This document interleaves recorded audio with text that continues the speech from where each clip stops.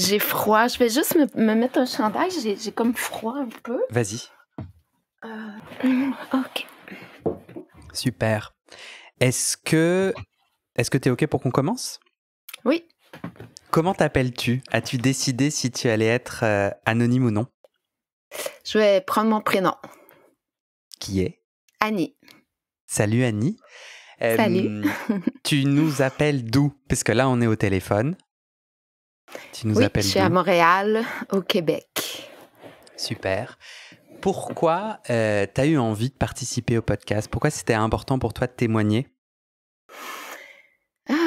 Premièrement, j'ai adoré tous tes podcasts. J'ai aimé écouter ça. Il Merci. y a deux versants à ma réponse. Une partie plus personnelle. Pour moi, c'était un défi de croire ou d'avoir confiance que j'avais quelque chose de pas trop banal et inintéressant à dire. Mhm. Ce qu'on m'a souvent dit dans ma vie privée, mais que j'ai du mal un petit peu à assumer plus publiquement. Puis l'autre partie, c'est la conception de la relation d'aide au Québec, puis le rapport qu'on a aux psychologues, puis à la psychanalyse aussi. Puis je pense que c'est le cas aussi un peu en France, la perception de la psychanalyse comme étant une espèce de pseudo-science, puis qui n'apporte pas nécessairement autant de résultats rapides. Hein? On est dans une société qui veut des résultats rapides, la rentabilité. Puis je pense que ça touche aussi les thérapies. Et du coup, toi, je tu as trouve que envie ça... de passer quel message? Justement que toi, tu as envie de témoigner parce que la psychanalyse t'a beaucoup aidé, même si c'est pas rapide, c'est ça que je comprends? Oui, on peut dire ça comme ça. Ok. T'as fait combien Oui. d'années de psychanalyse? J'ai fait 17 années de psychanalyse. Et pourquoi quel est le Parce que je problème? pense que t'as pas reçu personne qui en a fait autant jusqu'à maintenant à ton émission. Puis parce que je sais que c'est long, puis souvent quand je dis ça à des personnes qui me connaissent pas, il y a toujours une surprise, puis justement en lien avec ce que je disais juste avant, tu sais, l'impression que il est pas bon ton psy ou ça marche pas la psychanalyse, ça marche pas ta psychanalyse, c'est trop long. T'es-tu sûr que t'as fait le deuil de ci, de ça? T'es-tu sûr que... Donc, il y a comme, une vision négative Ouais. Et d'une toi, t'en analyse penses qui serait quoi? longue. Toi, t'en penses quoi? Moi, j'en pense que, puis là, je vais devoir assumer de parler de moi de manière positive. J'ai du mal à faire ça parfois, Hmm. mais j'en pense que ça a été extrêmement utile et que je serais vraiment pas la même personne aujourd'hui si j'avais pas fait ça et que je regrette absolument pas Mhm. ces 17 C- années-là. C'était quand ta dernière séance? J'ai eu une fausse dernière séance. En Ouh. fait, lors de cette séance-là, j'ai décidé de continuer. À la fin de la séance, j'ai fait: «Ah, sais-tu quoi? Je pense qu'il reste un petit bout à faire encore». Donc Racon- c'était il y a à peu près 1 an. Ok. Alors Ouais. raconte-moi pourquoi tu t'es dit, allez, là, c'est fini. Quel a été le déclic? Ouais, il y avait eu, un événement dans ma vie. J'étais dans une période où j'allais le voir moins souvent parce que en 17 ans, il y a eu plusieurs, moments, des fois 3 fois par semaine, des fois 1 fois par 2 mois, et cette période-là, j'y allais moins souvent, puis j'étais dans une relation très, très intense, avec un homme, et on avait eu une espèce de dispute, puis je m'étais mise en colère, puis ça faisait longtemps que je m'étais pas mise en colère comme ça. Puis il m'a dit des choses en lien avec, le suicide de mon frère. Il m'a fait réaliser que j'avais encore beaucoup de colère, puis j'avais peut-être de la colère beaucoup contre mon frère. Et là, ça m'a comme mis en colère contre mon psy, parce que j'ai eu l'impression qu'il y avait quelque chose qui avait pas été regardé dans mon analyse par rapport à ça. Puis je m'étais mise un peu à critiquer mon analyse, puis à trouver que justement, tu sais, à rentrer un peu dans cette logique de franchement, en 17 ans, à ce moment-là, c'était 16 ans et tout ça. Puis là, j'ai laissé un message vocal à mon psy, puis j'ai besoin d'un vrai break, j'ai annulé la prochaine séance, puis ça a pris 2 mois avant que je le rappelle. Puis là, j'ai dit, je vais venir, on va faire une séance double, puis ça va être la dernière. C'est quoi une séance double? 2 fois 50 minutes. Généralement, Ok. on fait 50 minutes, mais quand j'y allais 3 fois par semaine, souvent, on faisait 30 minutes. Ok. Mais généralement, c'est 50 minutes une séance qui fait souvent 1 heure au final, mais ouais. C'est un Donc, analyste d'une obédience particulière? il est surtout freudien. Moi, je l'ai découvert en trouvant son livre en librairie, euh, dont j'avais capoté sur le titre, Le deuil impossible nécessaire. Ça me dérange pas de l'identifier. Euh, il faut aller lire ses livres. Mais, donc, c'était son doctorat, ce livre-là, c'était son premier livre. Puis, Et c'est qui est là où tu t'es freudien. dit, c'est lui que je veux en analyste. Oui. Ok. Pour Oui. revenir à ta colère, tu dis, il y a quelque chose qui n'a pas été traité lors de mon analyse, en sous-entendant que c'est plutôt lui qui a invité les sujets, les thématiques, en sous-entendant que c'est plutôt lui qui conduit, et que du coup c'est lui qui a fait défaut puisqu'il n'a pas amené ce sujet. C'est comme ça que ça se passait, et pourquoi tu souris? Parce que, oui, je pense que c'est ce moment-là où j'ai eu cette colère-là, j'étais un peu dans cette logique-là, mais en sachant très bien qu'en fait, c'est toute mon histoire, c'est mon éducation, c'est mon enfance, où est-ce que je vivais beaucoup à l'extérieur de moi. Il aime beaucoup Donald Winnicott aussi, puis toute cette question du faux self et tout ça. Et je pense que j'étais beaucoup dans un faux self, j'étais beaucoup dans la culpabilité, puis dans un rapport à l'autre très, très, très problématique. Donc, je pense que ce moment-là, ça a été un moment où je suis retombée un peu dans une impression que c'est de sa faute, puis que c'est lui qui avait mal dirigé les choses. Ou, tout ça. Tu vas nous raconter, du coup, cette dernière séance, c'est la suite. Mais je sais pas, par spontanéité et parce que j'ai très chaud, je décide de couper ta narration et que tu nous ramènes au début de l'histoire et qu'on finisse après. Ramène-nous au début de l'histoire. Quel est ton déclic pour commencer une psychanalyse il y a 17 ans? Ah, oui, merci pour cette question. En fait, moi, j'avais étudié la psychanalyse depuis 10 ans à l'université. J'ai fait ma maîtrise, puis ma scolarité de doctorat à l'Université Laval à Québec avec un professeur qui enseignait des cours de psychanalyse. Puis j'avais travaillé pour lui aussi, puis j'avais tout suivi ses cours sociologie et psychanalyse. Puis je tripais sur Lacan parce que Lacan, il fait une psychanalyse qui est beaucoup plus sociologique, je dirais, que Freud. Et toi, tu es sociologue? Oui, moi je suis sociologue, j'enseigne la sociologie au collégial depuis 22 ans maintenant.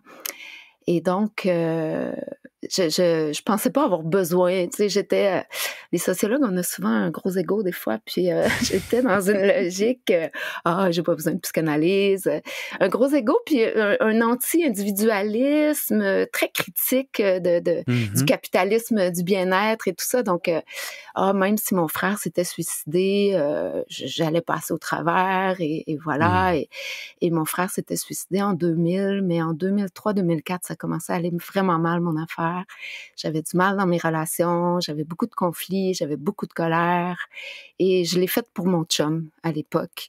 Je sortais avec un gars qui était très, très doux, fragile aussi, puis j'aimais pas du tout le faire pleurer. J'avais jamais fait pleurer. Moi, je viens d'une région éloignée où est-ce que la violence est normalisée, puis où est-ce qu'on est habitué de se crier après, puis que c'est pas trop grave. Au Québec? Donc, oui, t'as grandi au Québec? Ouais. dans une région éloignée du Québec.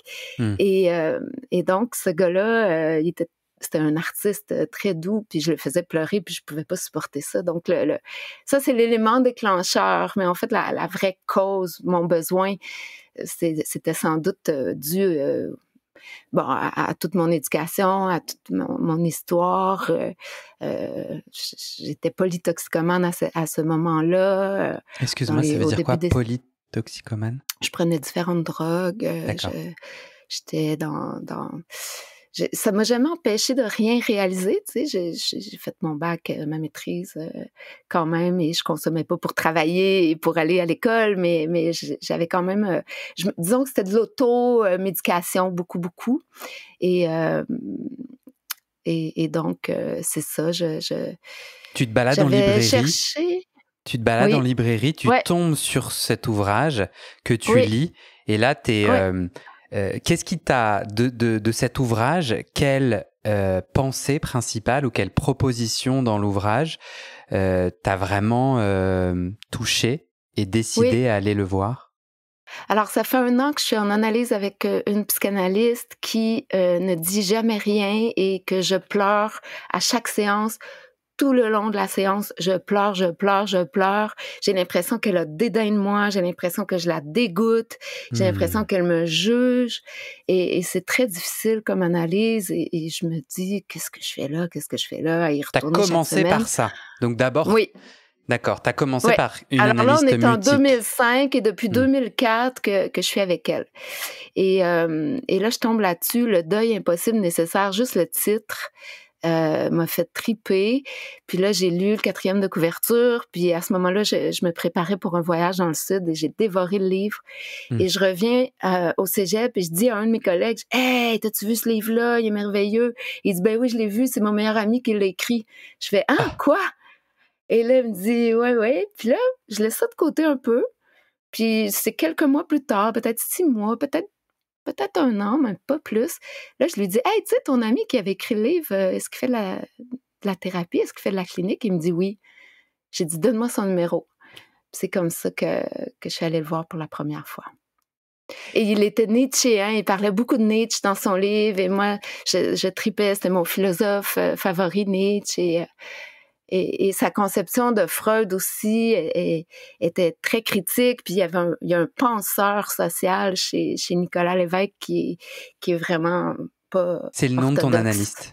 Oui, oui. Il est encore vivant? Il est encore vivant. Il est connu, donc c'est pour ça que Et t'es j'ose. à l'aise, qu'il entende ton témoignage? Tout à fait. Il y a une part de toi qui a envie qu'il l'entende? Je sais qu'il va l'entendre. Ouais. Il m'a dit qu'il avait hâte de l'écouter. Ok. Je lui en ai parlé, je lui ai demandé, est-ce que tu veux que je taise ton nom ou pas? Donc, oui, j'ai parlé de ça avec lui. Vous vous tutoyez depuis le début? Pas depuis le début.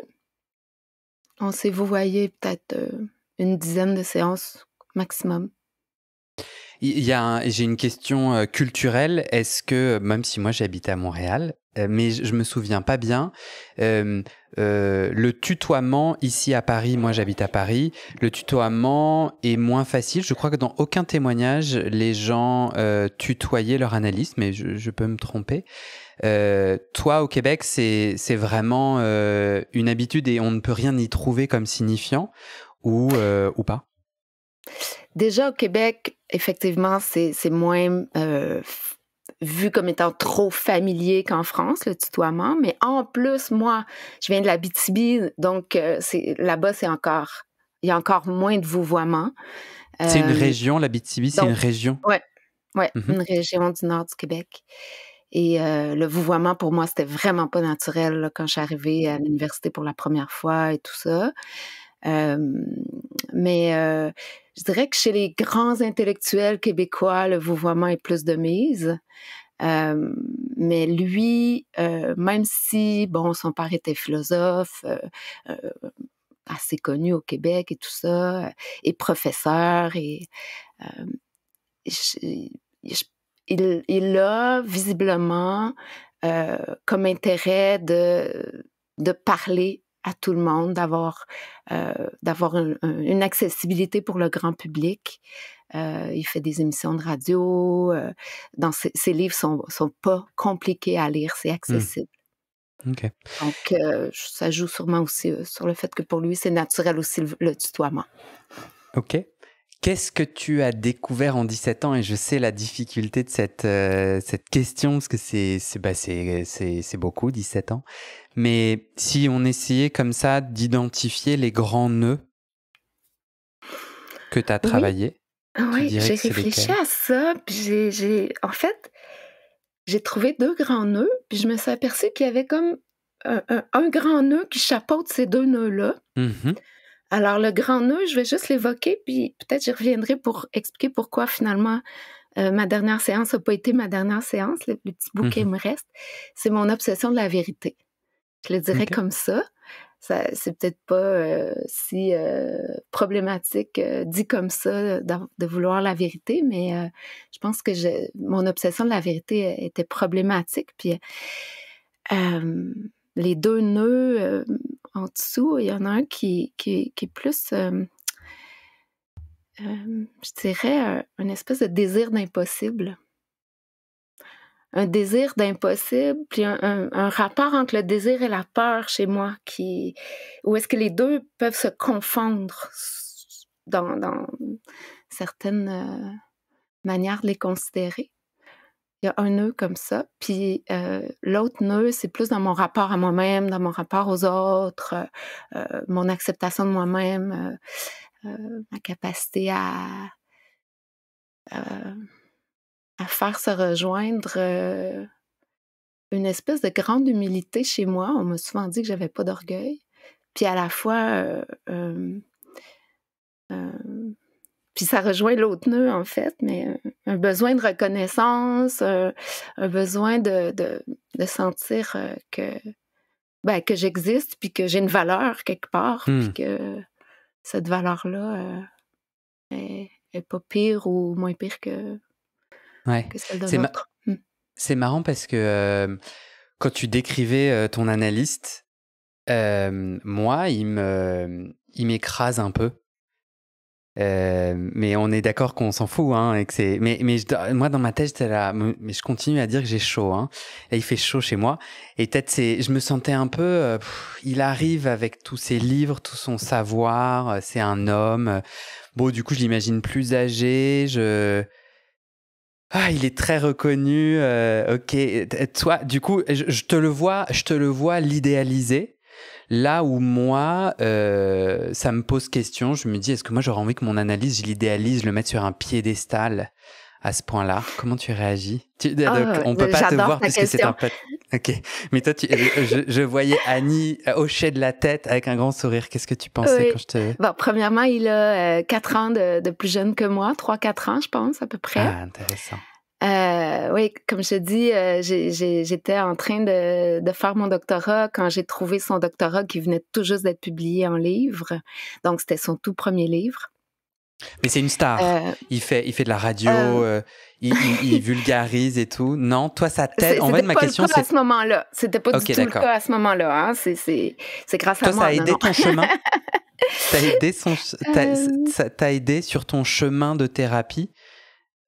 Je me suis beaucoup identifiée à lui, puis tu as raison de dire que j'ai une certaine admiration pour lui, puis une certaine idéalisation.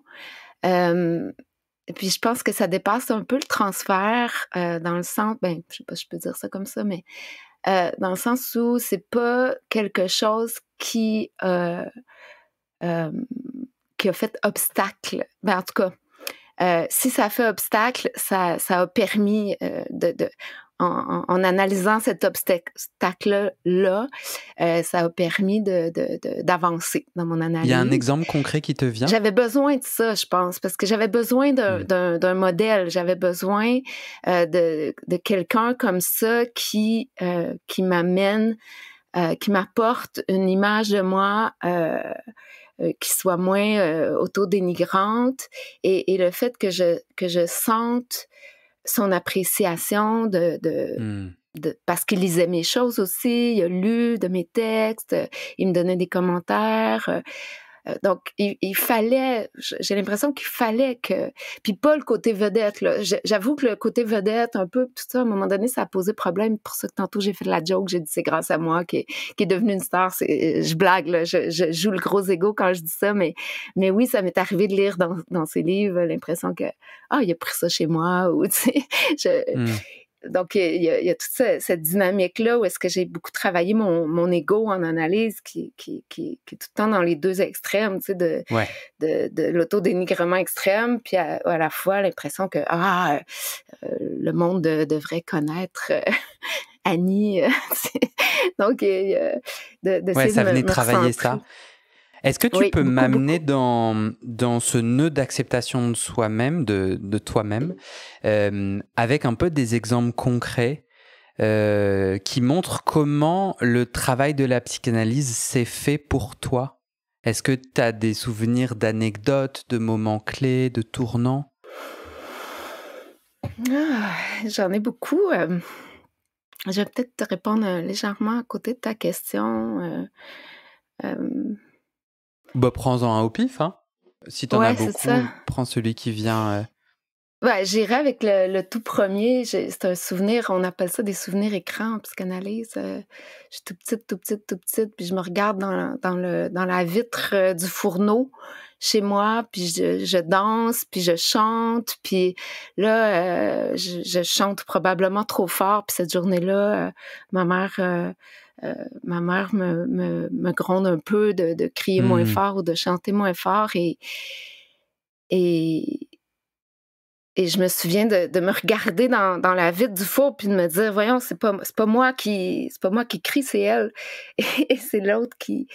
Puis ça, je T'as pense que j'en ai incriminé même ton pas. reflet, Ouais. c'est ça? Et Et comment vous l'avez utilisé en séance? Qu'est-ce que ben ça, c'est ça. comment ça a nourri? J'ai pensé à ça dernièrement. J'en ai même pas parlé avec lui. Donc c'est pas tant dans mes séances avec lui ou dans mon analyse avec lui que ça a joué un rôle. C'est vraiment en pensant à ce que j'allais te dire aujourd'hui que ça m'est revenu. Hmm. Mais dans ma thérapie, c'est parce qu'en fait, pourquoi je voulais évoquer ça, c'est pour parler de cette espèce de dichotomie ou de difficulté que j'ai à m'identifier à moi-même euh, et que je trouve était partie de là un peu. Hmm. Cette espèce de culpabilité, puis de faux sel, puis de faux self et d'obéissance. À la fois, je parlais du désir puis de la peur tantôt, à la fois le désir de faire autrement, mais la peur de pas faire comme il faut. Et Mhm. dans un petit village comme ça, hein, les qu'en dira-t-on, c'est super important, puis la peur du regard de l'autre, puis Hmm. la tout ça, c'était la peur du jugement. C'est tellement fort chez moi, la peur du jugement. Puis, tu sais, je la Et t'en es ressens en où ce sur... moment, là. Ouais. Et t'en es où, du coup, sur ce chemin? Tu vois, comment les 17 années de psychanalyse ont aidé ce chemin? Ou pas, d'ailleurs? Ça t'a apporté quoi, en fait, d'aller dans un Ouais, cabinet avec quelqu'un qui avait écrit un super ouais. bouquin? Ouais, Qu'est-ce que ça t'a ben c'est apporté ça. C'est pour ça que concrètement? tantôt je parlais, je disais à quelque part ça dépasse peut-être un peu le transfert, mais peut-être pas. Mais je pense que j'avais besoin d'une relation. J'avais besoin d'une relation thérapeutique, oui, mais d'une relation dans un sens peut-être plus vaste que ce qu'on entend habituellement dans une psychanalyse orthodoxe. Euh, Même si c'est resté très professionnel toutes ces 17 années-là, évidemment, mais ben, tu me diras si tu trouves que non. Parce qu'il y avait l'anecdote, il y avait l'anecdote de l'accolade que je t'avais racontée lors de notre pré-entrevue, peut-être à laquelle tu penses présentement, puis on a eu 2 accolades dans toutes ces 17 années-là. Puis la première accolade, c'était peut-être au bout de 2 ou 3 ans d'analyse. Ça faisait un bout de temps que j'avais envie de demander, je veux te faire une accolade. Puis c'était quelqu'un d'autre qui avait fait une analyse, qui m'avait parlé, qui m'avait dit « Ah, ton psy t'a jamais touché? » Puis cette personne-là, je lui accordais, j'avais beaucoup d'admiration pour elle, et c'est une écrivaine et tout ça. Puis c'est grâce à lui, d'ailleurs, que j'avais décidé de me rapprocher de cette écrivaine-là. Puis en tout cas, puis elle m'avait dit « Ah non, il t'a jamais touché, vous vous êtes jamais touché. » Puis ça m'avait surpris, parce que moi, je n'imaginais pas un psy qui touche à sa patiente du tout. Mais ça m'avait instillé ce désir-là, Mhm. qui était mélangé avec une peur, évidemment, parce que chez moi, le désir puis la peur se mélangent tout le temps. Puis finalement, j'y avais fait l'accolade, mais c'était tellement cérébral comme accolade. C'était moi qui lui demandais une accolade, puis c'était lui qui me la donnait. Euh, Alors que la deuxième accolade, ça a été lors de cette fausse dernière séance Hmm. qui a été la séance la plus touchante de toutes, probablement. Alors, Celle dans laquelle j'ai le plus pleuré. Et là, c'était une vraie accolade. On a respiré ensemble dans cette accolade. Je vais te proposer une sursimplification interprétative de ton propos avec du coup l'envie de te faire réagir. Donc je vais un peu te gratter, je vais prendre un gant un petit peu grattant. Moi j'entends le destin d'une femme qui manque de confiance en elle et qui crée un lien thérapeutique, mais un lien avec une personne à qui elle a donné l'autorité et l'admiration et qui lui rend son investissement en la validant, en apparemment lui faisant même des retours sur tes écrits, etc. Et moi, j'aurais envie de dire, bon, bah, du coup, Annie, c'est chouette, c'est une béquille dans la vie, ça t'a certainement nourri, mais n'est-ce pas raté dans le sens où ce n'est pas un espace dans lequel tu as constitué ta propre confiance en toi, où seul toi est la chef et seul toi t'auto-valide, et n'es-tu pas aujourd'hui soumise à sa validation à lui, d'où la difficulté à partir? Merci pour ta question. Que fais-tu de cette rigueur, pour ne pas dire rigueur? Ouais, mais je crois pas au self-made man individualiste qui est célébré aujourd'hui. Je pense pas qu'il existe aucune confiance en soi qui peut se bâtir complètement seul. Je pense que même avec un psychanalyste très orthodoxe qui dit pas un mot, ça va être quand même à travers l'autre, à travers une projection sur l'autre qu'on va s'auto-construire, comme tu dis. Donc, c'est jamais complètement une auto-construction. Tu parlais d'autorité tantôt. Je pense que s'il y a pas une reconnaissance d'une certaine autorité légitime envers notre psy, on pourra pas construire cette autonomie-là. L'autonomie, c'est une autorité sur soi, donc c'est une capacité à intérioriser une autorité qu'on a pu peut-être admirer ou reconnaître, en tout cas comme étant légitime à l'extérieur de soi, et qu'on intériorise pour soi. Donc, je pense que ça... Donc, il te faut la voir, cette autorité, ce crédit, il te faut le voir se jouer pour pouvoir la rejouer. Oui, j'y aurais jamais cru si...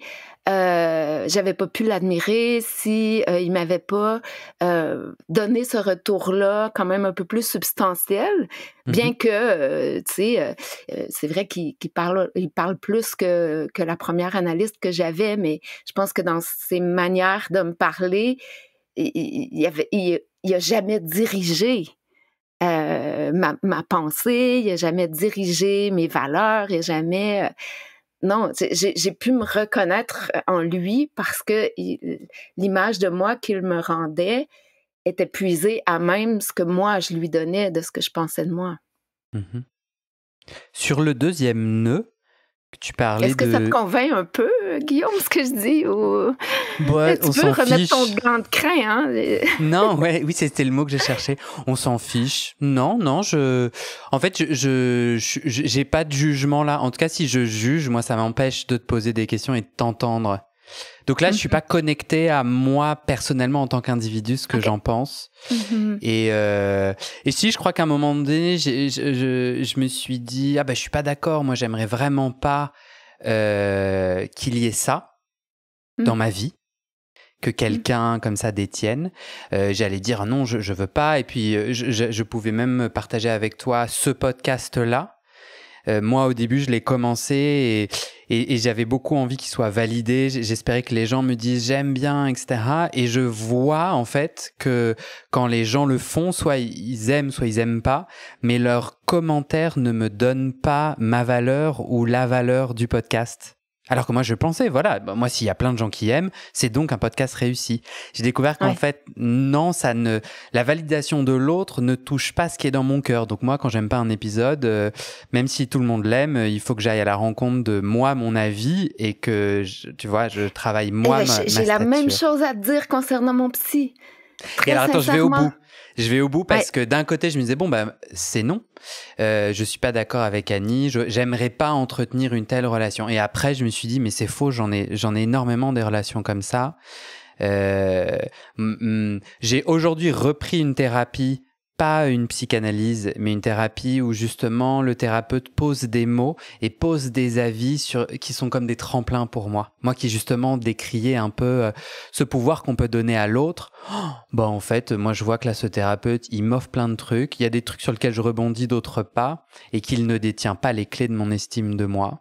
Voilà. Et je vois qu'au final, oui, en fait, je suis très connecté aux autres, aux avis des autres, et ce de façon... des amis auxquels je donne un crédit et sur lequel je rebondis ou pas, quoi. Donc voilà, tout ça est passé dans ma tête pendant que tu parlais et j'ai pas d'avis sur... non, et je m'en fiche en fait de juger toi, ton chemin et commencer. J'avais plus envie de t'entendre parler toi. Et tu vois justement sur le deuxième nœud du désir impossible, est-ce que tu peux m'emmener un peu dans les coulisses de ce que tu as découvert grâce à la psychanalyse sur ce nœud-là qui me semble pour le moment un peu conceptuel pour moi?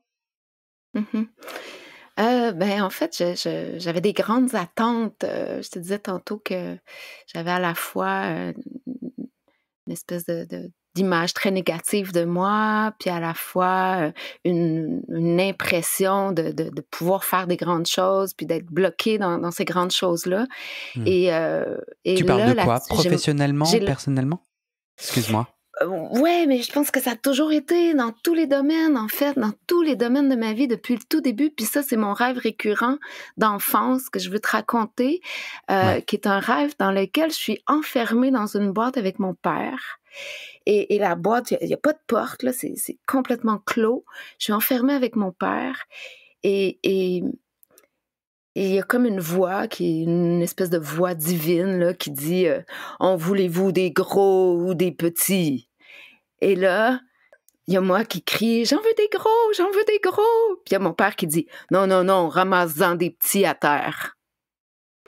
Et c'est tout. Et j'ai aucune image de qu'est-ce que je ramassais. Avec les années, j'ai comme une image de foin ou de brindilles que je ramasse, mais qui sont toutes séchées à terre. Et ça, c'est un de mes rêves récurrents. Puis c'est ça, c'est l'impression de pouvoir avoir plus ou atteindre plus ou être plus reconnu ou en tout cas, dépendamment des moments dans ma vie, tu sais. Comme à l'université, j'avais ce sentiment-là aussi. J'étais dans mes cours à l'université avec une gang de gros égos de sociologues, puis qui étaient souvent plus des hommes, surtout rendus à la maîtrise et au doctorat. Puis j'avais des choses à dire, mais moi, j'étais une fille, alors j'avais moins souvent la parole, j'étais moins écoutée. Je lançais un sujet, puis oups, ça leur donnait des idées, puis ils s'autorisaient à me couper puis à partir. Puis je viens d'un milieu très, très sexiste, donc j'avais pas... le réflexe, j'ai pas eu le réflexe pendant très longtemps, puis je l'ai beaucoup plus justement depuis que je me fais plus confiance, parce que mon psychanalyste est extrêmement féministe aussi, et tu sais, je le vois pas comme l'homme autoritaire que tu semblais imaginer tout à l'heure du tout. Mais, en quoi il est féministe? Donc, bref, il te fait des interventions Non, là je parle de ses livres, je parle de ses interventions publiques que j'ai pas toutes lu, regardé. Ben, ses livres, oui, mais j'ai pas tout regardé ce que fait, ni tout lu ses articles, mais il parle du féminisme dans à peu près tous ses livres. Il a une sensibilité féminine de Good Enough Mother de Winnicott, justement. En français, c'est la mère suffisamment bonne? Ouais, c'est ça. C'est ça. Mais du coup, Annie, amène-moi dans le concret du concret. Quelqu'un qui n'a jamais rien pigé à la psychanalyse et qui n'en a jamais fait se dit non mais qu'est-ce qui s'est passé en fait pour toi? C'est venir une fois par semaine, plus ou moins régulièrement, mais quand même venir. T'étais allongée ou assise? Ça dépend. J'ai été allongée pendant un certain temps. La période où, j'avais eu un accident, j'avais des assurances et j'y allais plus souvent, 3 fois par semaine, 30 minutes, et je m'allongeais à cette période-là. Mais bon, allongée ou assise, qu'est-ce qui s'est passé? C'est quoi? C'est la répétition de ce mélange de peur et de désir qui, petit à petit, t'a permis de déplier ta pensée, comprendre les peurs, comprendre les désirs et avancer dans ta vie. Enfin, ça a servi à quoi? Si je mets mes lunettes un petit peu de capitaliste, capitaliste qui aime la performance. Tu vas aimer. Ça coûte cher, tu vois. Pourquoi Comment, tu Oui, vois? mais en arrivant en analyse, j'avais déjà une vision de la psychanalyse comme quelque chose qui prend du temps et j'étais déjà dans l'attitude de me dire ça prendra le temps que ça prendra et je m'en vais pas là pour répondre à Ouais, une anxiété de performance et tout ça. ouais. Donc Est-ce que tu peux me prendre c'est une peur-désir qu'on peut creuser, que je comprenne? oui, ben, en fait, mon rapport à la sexualité, mon rapport à la mort, mon rapport à mon orientation, puis à mon identité sexuelle qui était très complexe, mélangé de désir et de peur, à mon expérience. Moi, j'étais excessivement refoulée sexuellement jusqu'à l'âge de 20 ans et plus. Tu veux nous dire quel âge tu as aujourd'hui? Je vais avoir 50 ans dans 2, 3 semaines. Ouais. Quelqu'un m'a Est-ce appelé quinquagénaire hier, ça m'a donné des frissons. J'ai dit, tu me donnes la chair de poule et dis la preuve que t'es encore une poulette. Ah, j'ai dit merci. Ah! Du coup, sur ce sujet de la libération sexuelle, en quoi venir mettre des mots chaque semaine t'a aidé? Est-ce que tu te souviens d'un moment clé, 2 moments clés de déclic? Oui, ben ça va être encore un souvenir écran là qui m'est revenu. Écoute, je me suis souvenue à un moment donné, je sais plus si c'était pendant que j'étais sur le divan ou chez moi, puis j'ai ramené ça dans une séance, mais je me suis souvenue que je me couchais le soir dans mon lit et que je montais ma couverture jusqu'à mon menton et je sortais mes 2 mains, mes 2 bras complètement de la couverture et je me disais, ma mère et ma grand-mère vont être contentes. Et c'est tout. Puis ça, c'est un souvenir qui, écran en psychanalyse, ça veut dire que ça cache quelque chose de traumatique qu'on a oublié. Puis je pense que, en tout cas, je peux juste faire des hypothèses parce que ça m'est encore caché. J'ai pas de souvenir euh, d'avoir été grondée parce que je me touchais ou parce que j'avais des activités auto-érotiques, mais j'ai pas du tout de mal à croire que ça puisse être arrivé. et donc, Donc la donc psychanalyse t'a permis d'aller chercher, grâce à ce souvenir écran, des raisons tu vois, d'un interdit sexuel qui est du coup gangréné en toi, c'est ça? Et après, ouais. comment tu t'es libéré? Comment la psychanalyse t'a aidé à te libérer concrètement? Ben, je pense que ton mot concrètement, c'est ça qui me fait de la difficulté à te répondre parce que je pense pas que c'est concret. Mhm. Je pense que la psychanalyse, c'est une spirale. On répète des choses, on revient, on vit des nouvelles expériences en contactant les mêmes souffrances, mais toujours avec je dirais peut-être une légèreté de plus en plus grande, avec des contraintes de moins en moins grandes. Et petit à petit, on s'autorise des expériences qu'on se serait jamais autorisé avant. On se permet d'en parler aussi, parce que ça m'a pris du temps à oser parler plus concrètement, tu sais, de ma sexualité à mon psy. Au début, j'avais l'impression que j'allais le traumatiser. Donc, je projetais mes propres trucs sur lui aussi. Mhm. Puis, Bah ça, c'est très concret pour moi. oui, Tu m'as embarqué, finalement. ouais. Uh-huh. Et toi, tu as l'impression que tu te sens plus libéré aujourd'hui qu'hier sur Complètement, cette question? mais Et toi, totalement. Oui. t'as l'impression que sans la psychanalyse, cela n'aurait pas été? Ah, mais pas du tout. Effectivement. Oui, oui, oui, non, je peux même pas imaginer ce que ça aurait été sans ça, mais il y a une chose qui est certaine, j'ai changé énormément.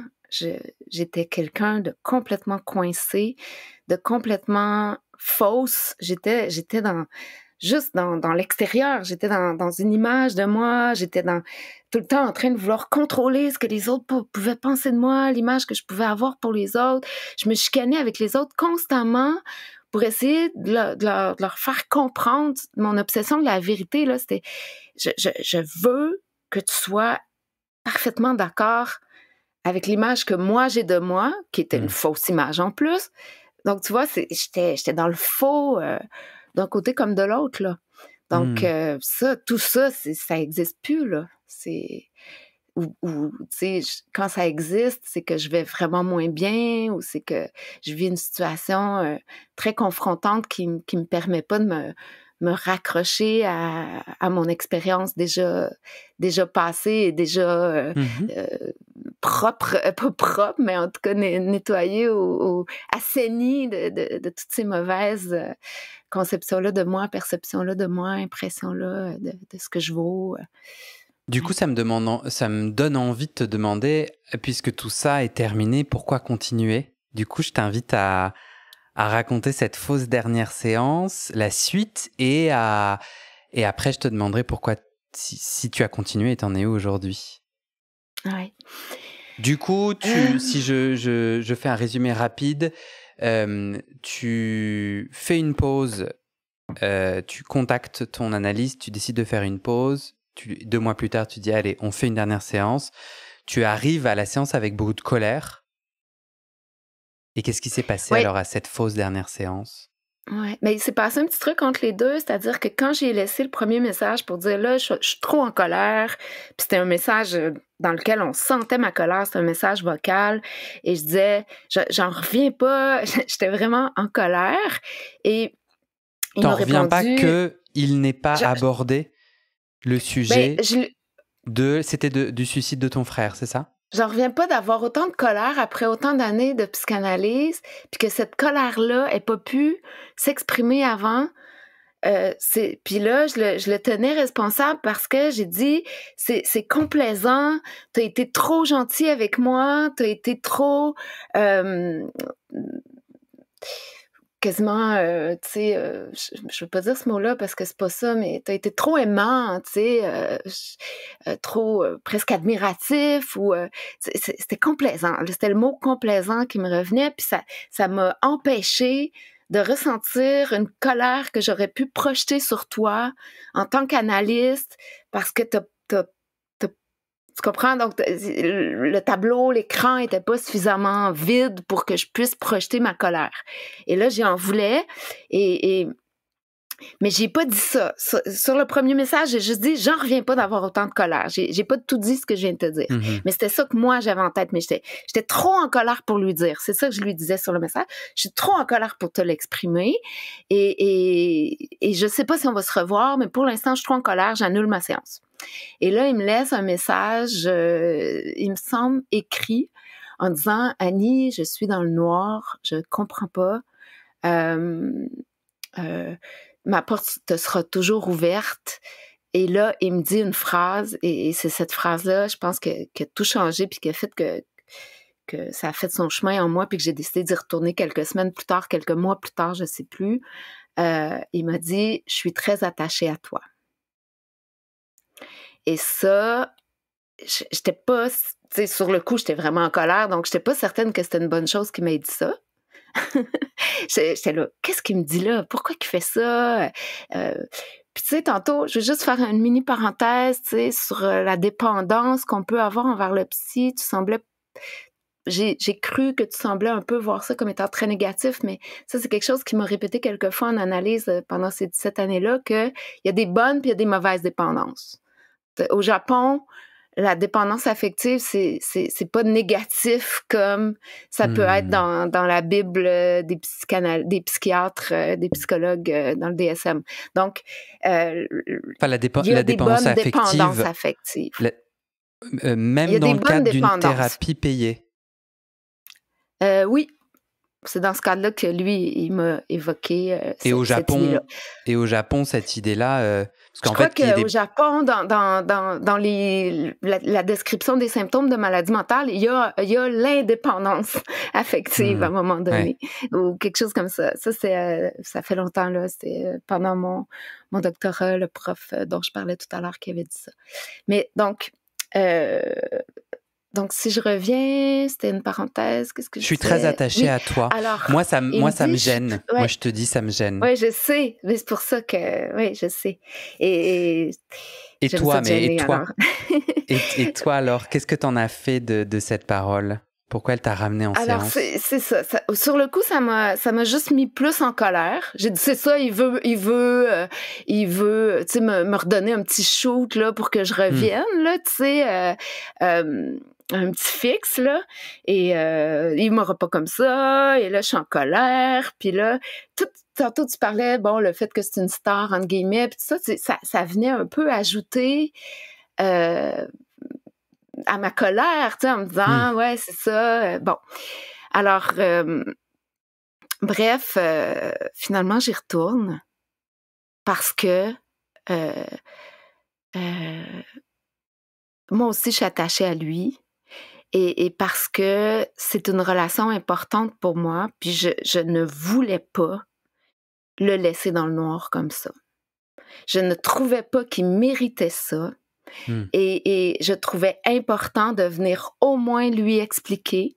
Puis je voulais entendre qu'est-ce qu'il aurait à me répondre là-dessus. Qu'est-ce que tu as à me répondre quand je te dis... Qu'est-ce qu'il t'a répondu alors?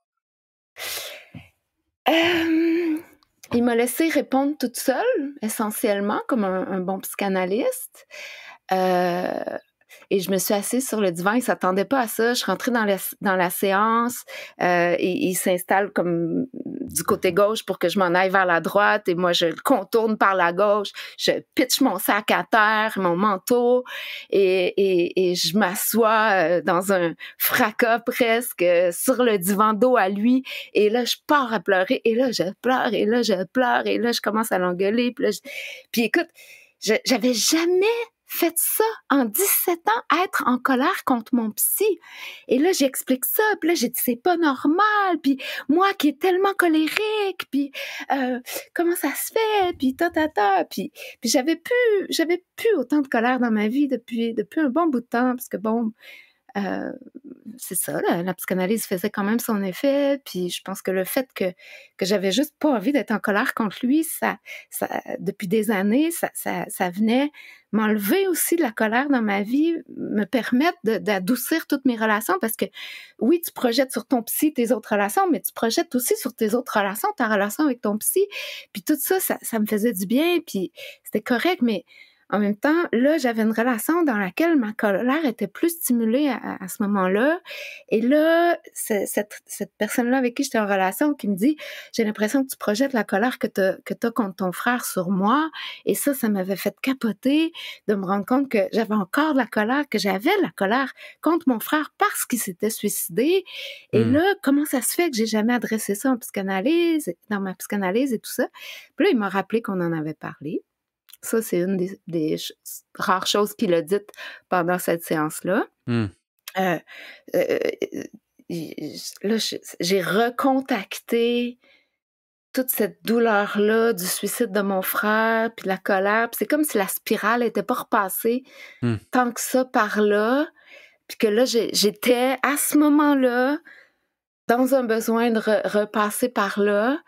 Et je suis repassée par là, puis là, j'ai tout déballé mon sac sur cette colère-là par rapport à mon frère, cette colère-là par rapport à ma famille, à mon éducation, par rapport à ma formation universitaire, par rapport à mon travail, à mes collègues de travail, par rapport à lui. Et là, il y avait des trucs aussi par rapport à lui, en lien avec des personnes qu'on connaît tous les deux, et en tout cas, donc, je peux pas rentrer plus dans les détails par rapport à ça, mais en tout cas, on a tout vidé. Pour des raisons d'anonymat? Oui. Et différentes personnes et du autour coup, de lui et autour de moi. Une fois que tu as vidé ce sac-là, pourquoi tu décides de... Puisqu'aujourd'hui encore, tu es en analyse, tu dirais? Ouais, là, j'y vais une fois par mois en ce moment. Ce qu'on a nommé la dernière fois d'ailleurs, c'est que mon obsession de la vérité est encore... Je suis pas encore assez une artiste, dans le sens où je veux encore trop nommer et me faire dire la vérité crue, ce qui est pas nécessairement toujours une bonne chose. Et c'est ce qui fait que j'ai encore de la difficulté parfois dans mes relations. dans mes relations intimes en particulier. Ça n'a pas été facile toute mon histoire amoureuse. Et je suis polyamoureuse, je suis bisexuelle, c'est déjà beaucoup complexe et ça exige énormément de communication dans mes relations. Je suis souvent dans les extrêmes. Et Tu m'as perdu sur le donc, lien avec cette fausse dernière séance où tu lui déballes ta colère. Pourquoi tu décides d'y retourner? Pourquoi c'était pas la fin pour toi? Ouais. OK, oui, excuse-moi. Non, t'inquiète. Cette fin-là, cette séance-là s'est terminée un peu vite, même si c'était une séance double. J'avais pas l'impression qu'on avait... Ça avait été juste ça, tout ce que je t'ai raconté. Puis là, j'aurais aimé ça prendre un petit moment pour juste comme... laisser tout ce qu'on venait de se dire se déposer, tout ce que je venais de dire, parce que j'avais presque seulement moi qui avait parlé, mais donc, il y avait ça. Il y avait la prise de conscience que je pouvais pas tant lui en vouloir, même s'il m'a quand même dit qu'il était désolé, il m'a quand même, tu sais, il a été très humble dans ses réactions et tout ça, puis il a admis que telle affaire ou telle affaire, ça aurait pu être mieux, tout ça. Mais donc, je sentais tout simplement le besoin de revenir pour prendre le temps de respiraliser tout ça. Et bon, moi, je fais de la relation d'aide aujourd'hui, puis j'aime beaucoup lui parler. Je le vois un peu comme un pseudo-superviseur. La relation d'aide, c'est un terme qu'en tout cas à Paris, on n'utilise pas. C'est du coaching? Ouais, on peut le dire comme ça. J'aime pas trop le mot coaching. Les sociologues sont très critiques c'est de la thérapie, cet univers-là. Mais tu n'es pas psychologue, c'est ça? Ouais, c'est ça. Donc c'est un mot qui permet de thérapeute, mais je peux pas me dire thérapeute en relation d'aide parce que ça, c'est un titre protégé au Québec. D'accord. Je fais de l'accompagnement, je fais de la supervision avec des psychologues. Je fais partie d'un groupe de psychologues aussi auquel je suis invitée gracieusement parce que je fais des formations à l'université.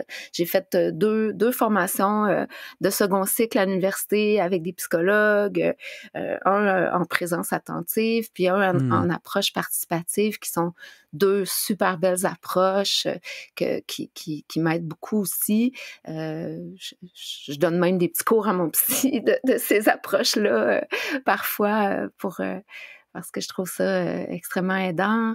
Et donc, c'est pour ça que je te dis tantôt, ça dépasse peut-être un peu le transfert. Cadre, ou en tout cas, il y a un besoin pour moi de communiquer avec lui en tant que psy, en tant que ce psy-là, en tant que cet écrivain-là, en dehors de seulement mon besoin de thérapie. Ouais.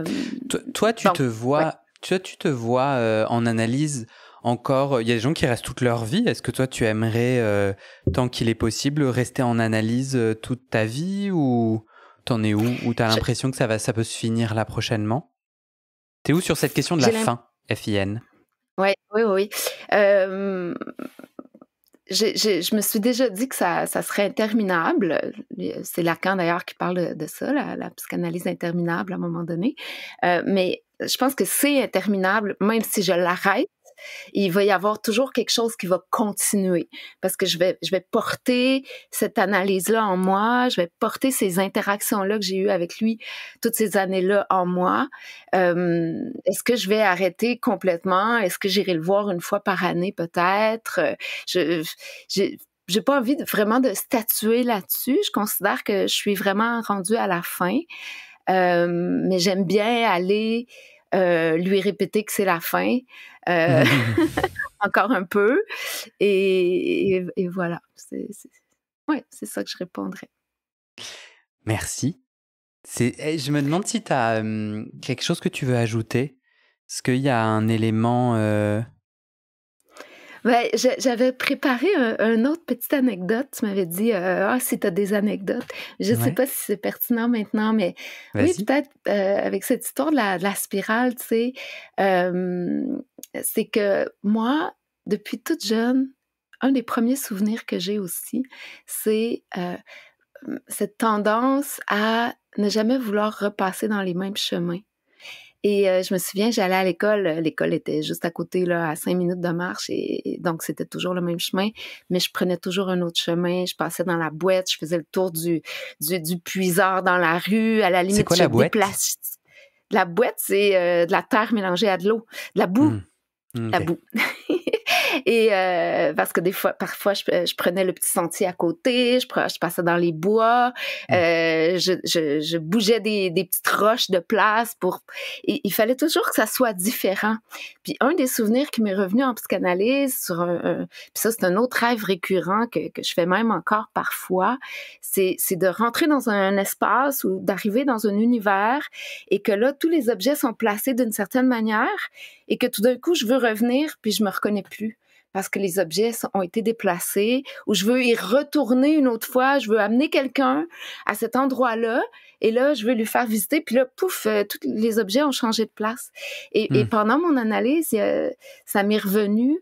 Puis ça, c'est des cauchemars un peu, dans le sens où je me réveille, puis là, je suis comme perdue, puis qu'est-ce qui se passe? C'est où mon univers? Et un souvenir qui m'est revenu dans mon analyse, puis je sais plus si c'est ma mère qui me l'a raconté, parce que je lui posais des questions parfois pendant mon analyse pour comprendre des choses de mon enfance et tout ça. Puis je pense que c'est elle qui me l'a raconté. Elle dit, ben quand tu étais petite, elle dit, je rangeais tes jouets parfois parce que tu en avais trop. Puis ça prenait de la place dans la maison sur les planchers. Et je prenais les jouets puis je les cachais dans les garde-robes. Alors, je pense que, en tout cas, ce que ça m'a fait, c'est que j'ai l'impression que c'était mon univers qui s'écroulait quand j'étais tout petite. Et, et, et, et c'est ça, ça a eu cet effet négatif-là de me donner l'impression qu'il n'y a jamais rien à quoi je peux m'attacher vraiment, Hmm. que mon univers s'écroule toujours dès que je m'attache à quelque chose, que je me perds, que je ne sais pas quel chemin prendre, etc. Puis à la fois, tu sais, je disais la peur puis le désir qui vont ensemble chez moi, à la fois ce désir de nouveau tout le temps, ce désir de nouveauté, de variété, de passer toujours par un nouveau chemin. Donc, peut-être aussi que ça a rendu mon analyse un peu longue, de ne pas vouloir trop spiraliser, de ne pas vouloir trop répéter et de toujours vouloir avancer puis aller vers un ailleurs Hmm. Mais parce que qui... tout à l'heure, tu parlais d'une bonne dépendance. Ouais. Est-ce que toi, tu as l'impression que du coup, le rôle que tu lui as donné, le crédit que tu lui as donné et la place qu'il a aujourd'hui dans ta vie, la fin est rendue difficile parce que, comme tu parlais de tout s'écroule, tu as l'impression que sans ça, ton univers peut s'écrouler ou pas? Ah! Comme c'est intéressant.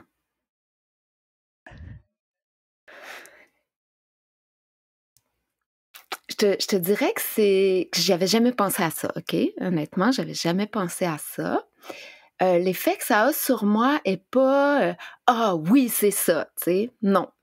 Je me sens plus dépendante de mon psy, honnêtement. Mmh. Je pense que j'ai eu puis à la fois, c'est bizarre parce que de la même manière que je te disais tantôt que j'avais jamais ressenti la colère contre lui, de la même manière que j'ai pu avoir plein de dépendances dans ma vie, dépendance amoureuse, dépendance sexuelle, dépendance à la drogue à une époque et tout ça, dépendance à l'autre, à l'amour, à la reconnaissance.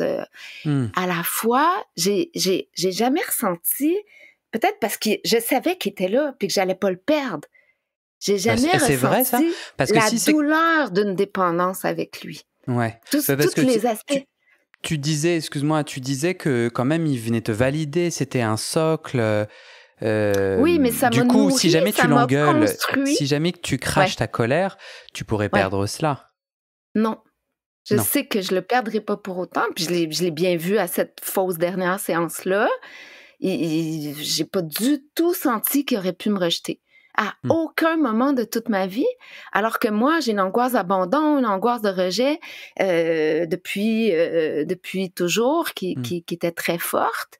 Et je pense que c'est justement grâce au fait que avec lui, il n'y a pas eu ça, que je l'ai petit à petit pensé, guéri cette blessure-là, puis qu'aujourd'hui, même si, tu sais, on guérit jamais complètement de nos souffrances, puis je pense que la fin de l'analyse, c'est aussi ça, c'est d'accepter qu'on guérira jamais complètement, qu'on va toujours rester cette même personne avec ses mêmes fragilités, ses mêmes vulnérabilités, tu sais, mais je pense que ça l'a énormément aidé. Et ça m'a permis de devenir autonome dans mon rapport à ces douleurs-là puis à ces souffrances-là, en intériorisant ce qui venait de lui. Pas seulement le modèle, je dirais le bon parent qu'il a été, quelque part, pour la petite fille que moi j'ai été. Pas que ma mère a pas fait tout son possible, bien sûr, mais une psychanalyse, c'est aussi la psychanalyse de nos parents, c'est la psychanalyse de nos grands-parents. Donc, s'il a été le bon parent pour la petite fille en toi, il te reste plus qu'à tuer le père. C'est ça le bordel qui est devant toi. En tout cas, si tu veux arrêter l'analyse, si tu veux ne plus le voir en tant que thérapeute, il y a puis c'est peut-être de tuer le père symbolique qu'il y a en lui, puis de distinguer l'homme réel qu'il est en dehors de cette analyse-là que j'ai avec lui. Peut-être de le distinguer mieux, effectivement. Moi, ça, c'est quelque chose, je me souviens bien dans le transfert, l'enjeu d'arriver à le dissoudre ou d'en faire autre chose. Le moment où il y aura plus cette répétition, cet espace, et ce qu'il incarnait, l'analyste, quand tu décides qu'il n'y a plus ça, faut faire le deuil, quoi. En tout cas, moi, c'est ça que j'ai ressenti. Mais comme son livre le disait, le deuil impossible nécessaire, je pense que ce deuil-là est commencé depuis longtemps, à même mon analyse. Je pense que j'ai commencé à tuer le père symbolique ou la mère symbolique ou le parent symbolique en lui depuis, on pourrait en trouver des racines au tout début de mon analyse, là. Donc, c'est le chemin de l'analyse, ce deuil-là, je pense, à partir du début. Super, moi j'aime beaucoup ça comme conclusion. Oui, merci Annie. Merci à toi. Merci Guillaume. Et bonne continuation dans ce beau projet. Merci beaucoup. Je fais un petit appel aux auditrices et aux auditeurs. Sache que mes statistiques indiquent que nous sommes à 80% des femmes. Les auditrices en tout cas. OK. C'est marrant parce que vraiment c'est la psychanalyse et je crois même la santé mentale souvent je remarque que ça attire plus des femmes et je me dis à mon avis ça fait partie du problème, faudrait que les hommes s'en saisissent tout autant.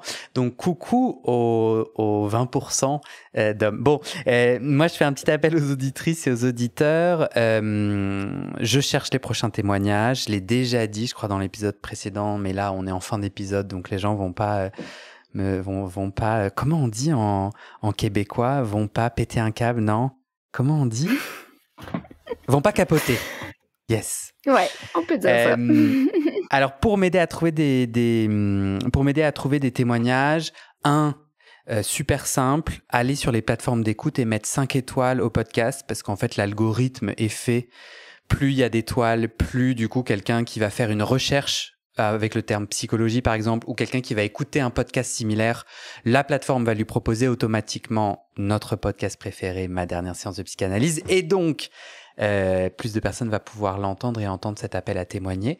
Deuxièmement, partagez le lien du site du podcast qui est dans le descriptif de l'épisode, le poster ici et là ou le partager autour de vous. Toi Annie, comment t'avais découvert le podcast ? C'est une amie française, en fait, qui me l'a fait connaître, oui. Ah, génial. Et Annie, tu es Allô, mon ami. Allô, mon ami. Allô. Ouais, grave. T'es un exemple.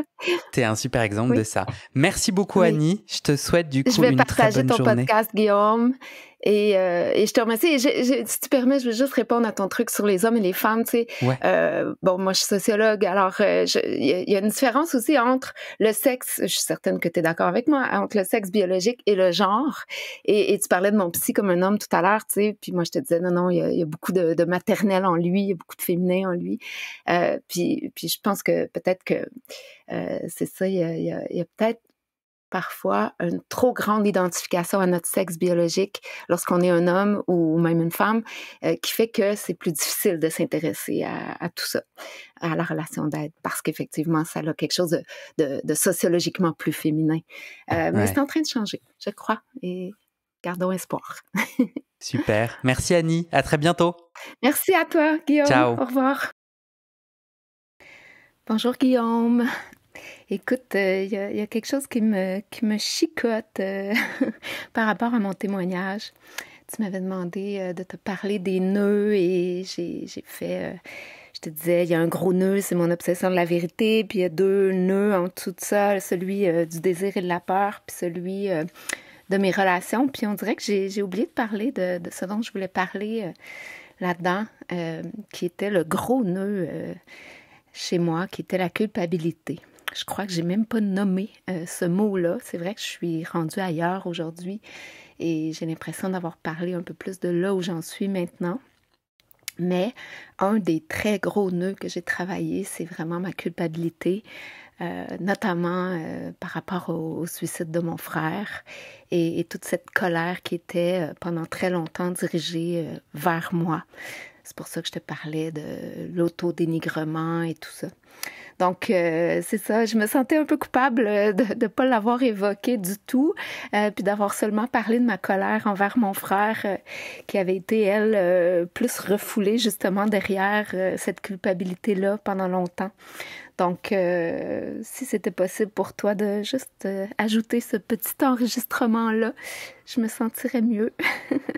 et donc, voilà, ça l'a touché mes relations beaucoup. Cette impression toujours d'être trop, de trop vouloir, de trop en demander, de trop vouloir tout nommer, tout savoir, tout comprendre, trop aider aussi. Et ça touche ce dire vrai dont je te parlais, là, qui est un peu trop présent chez moi, même un petit peu encore aujourd'hui. Pas au point de déranger dans ma pratique de relation d'aide, mais dans mes relations intimes, mon désir de communiquer tellement, beaucoup et en profondeur, c'est quelque chose qui me reste encore un peu à travailler. Et c'est peut-être sur la base de ce désir-là, d'ailleurs, que j'ai besoin d'ajouter ce petit 2 minutes-là. Alors, j'espère que tu vas consentir à ma demande et je te remercie encore énormément pour tes belles questions, ta belle présence et ton podcast qui est extrêmement utile et nécessaire. Et je te dis à la prochaine, j'espère. Au revoir!